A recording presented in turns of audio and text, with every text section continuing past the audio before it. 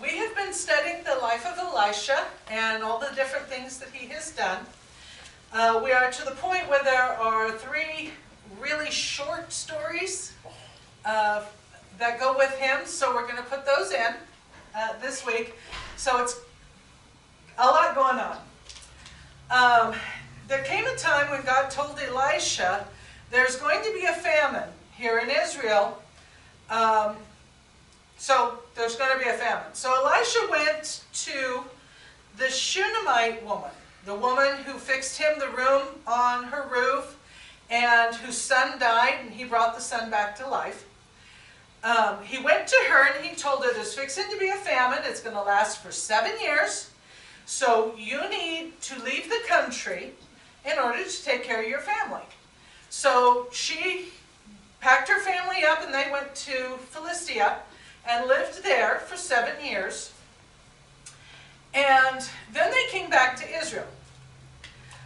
The day they came back, Gehazi, Elisha's servant, was visiting with the king of Israel. Because you do that. You visit with the king.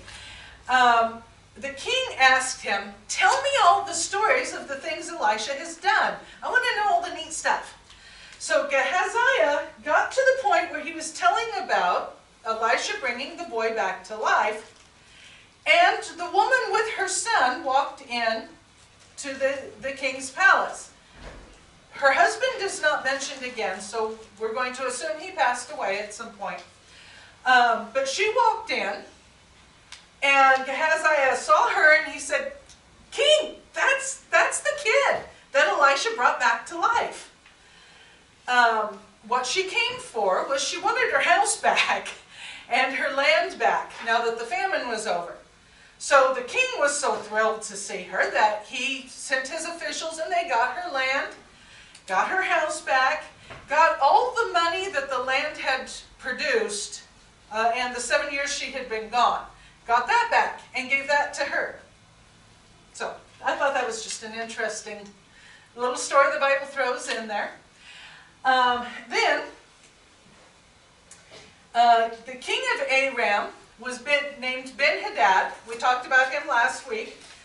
He got sick. And he heard that Elisha was visiting Aram. So he sent messengers to Elisha and said, am I going to get better, or do I need to get my house in order? He sent the message with a man named Hazael. Elisha told Hazael, you tell the king that he will get better, but God told me he's not going to get better. He's going to die. And then Elisha started to cry. Hazael was a little uncomfortable. Why are you crying?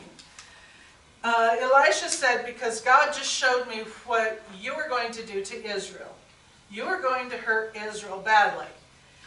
Hazael said, I'm just an army guy. I don't understand. And Elisha said, no, you're fixing to be the king of Aram. And you're going to declare war on Israel. And you're going to do a lot of damage. So Hazael went back to Ben-Hadad. He said, Elisha said you're going to get better. But then the next day, he snuck into the king's room and he killed the king. So he didn't get better. Ben-Hadad didn't get better. And Hazael was king then from, well, the rest of his life. And he did cause problems for Israel. Now, meanwhile, in Judah, Jehoshaphat's son, Jehoram, was king. And he wasn't a good king. He did not believe in God. He worshipped Baal. Elisha said, well, actually the Bible says Elijah sent him a letter, which is a little puzzling since Elijah left in the whirlwind some time ago. So I don't know if there was a typo or if God did drop Elijah somewhere and he sent a letter. Don't know exactly why. That has puzzled people throughout history. how Elijah could be writing a letter after he's gone. But he wrote a letter to Jehoram, and he said, you know, Jehoram, your dad, he worshiped the true God. Your granddad worshipped the true God. You're not such a good king because you haven't worshipped God like you're supposed to. You're a bad king. Now, the reason Jehoram is a bad king, the reason he turned from God, he married Jezebel's daughter.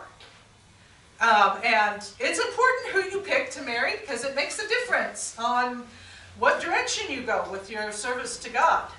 And it didn't take Jehoram a very good direction. So God said in this letter from Elijah, you're going to die. And you're not just going to die. You're going to get a disease in your intestines, and you're going to die a long, slow, painful death because you knew better than to serve Baal. You should have served me. And that's what happened. And Jehoram died. He died very painfully, and his son became the next king of Judah. So that brings us up to the next story, and we need to sing our song.